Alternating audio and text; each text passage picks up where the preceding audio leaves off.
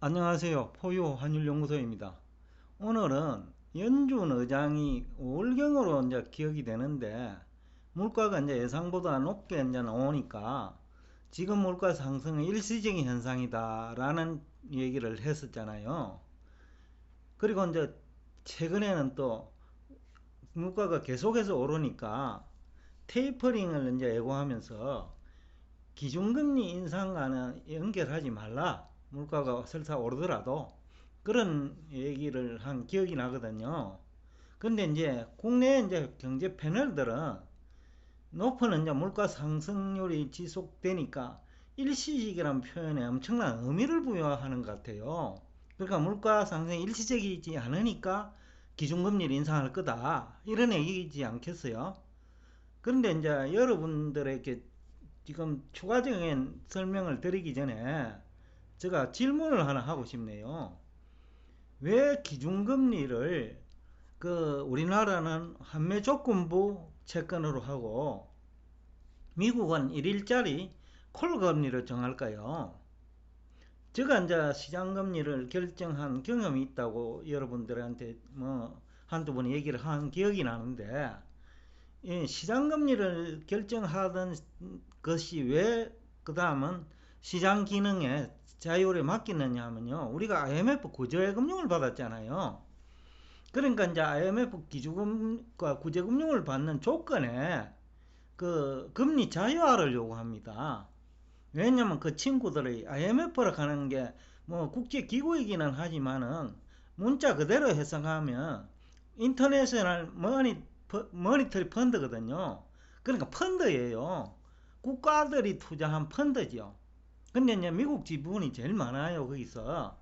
그러다 보니 미국이 돈 빌려주면 또 뭐 다른 나라도 돈 빌려주는 거니까요, 펀드에서. 그러니까 이제 시장 금리를 자유화시켜야 자기들이 쉽게 장사를 할 수 있다는 겁니다. 한국의 금리가 높아진 상태에서 금리 자유화하면 높아지니까요. 그러면 그때 자기들이 채권 사겠다는 거예요. 어, 금리가 높아졌다가는 채권 가격이 큰 폭으로 하락한다는 거거든요. 그럼 그때 자기들이 채권 사겠다는 얘기예요. 그래서 금리 자유화를 요구하는 거예요. 그래서 정부나 중앙은행은 시장금리에 가능한 개입하지 마라. 그러니까 시장 기능의 금리가 결정되도록 내버려 두라는 거예요. 그래서 이제 그럼에도 불구하고 이제 정책 금리는 필요하니까, 그래서 이제 생각해낸 것이 우리나라는 7일짜리 한매 조건부 채권이에요. 왜 한매 조건부 채권이냐면 한매 조건부 채권을 이제 영어로 표현하면 리퍼서스입니다. 다시 사준다는 거예요. 되사주겠다는 뜻이거든요. 그러면 지금 0.5%인 기준금리를 원래처럼, 그죠? 한국은행이 0.25% 추가 인상하면 이제 기준금리가 0.75%가 되잖아요. 그러면 이제 한국은행은 0.75%인 그 리퍼트서, 그러니까 RP를 발행해 가지고 시중은행 등에 강제로 매도합니다. 그러면 시중은행 등이 매수를 하지요. 근데 너무 강제성이 있으면 또 안 되니까 7일만 이 RP를 사다오, 7일 후에는 이자까지 붙여가지고 다시 돌려줄게, 이 얘기예요. 그러면 은행 입장에서는 뭐 큰 문제 없잖아요. 7일 정도 부담하니까. 그리고 이자까지 준다고 하니까, 그러니까 시장금리에 영향을 안 주는 것이 되죠. 또 대사주니까. 그래서 7일짜리 RP를 정하고, 미국은 왜 1일짜리 콜 금리를 정하느냐 하면요, 그 365분의 1이잖아요. 1인이니까. 그러니까 시장금리에 영향을 주더라도 아주 미미하게 준다는 뜻이에요. 그래서 이제 이 금리 결정, 그 다음에 기준이죠. 그래서 정책금리라고 하는데, 이거를 정책금리를 그런 식으로 시장에 영향을 못 주도록 만들어 놓은 거예요. 왜 제가 이 얘기를 하느냐 하면요, 바로 일시적인 얘기와 관련해 가지고 연준 의장이 그 표현한 일시적인 현상이라는 것과 관련해 가지고 지금 패널들이 거기에 너무 의미를 부여한다는 거죠. 그러니까 그 가능한 이 일시적이란 말을 왜 사용했겠어요? 물가가 오르는데도. 그러면 연준 의장 입장에서는 물가 안정 의무가 있으니 당연히 일시적이란 말은 쓸 수밖에 없어요. 연준 의장 입장에서는. 그리고 또 물가가 상승하더라도 기준금리 인상 안 하겠다는 거예요. 그래서 일시적이란 말을 쓴 거예요. 근데 여기에 의미를 부여할 필요는 없다는 거죠. 그래서 이제 한 세 가지 이유로 요약될 수 있는데, 첫째는 뭐 정책 금리를 RP 또는 콜 1일짜리로 정한 그 원칙하고도 배치돼요. 기준금리를 계속 인상하는 거는. 그게 우선 배치된다는 거예요. 시장금리를 가능한 존중하겠다는 거예요.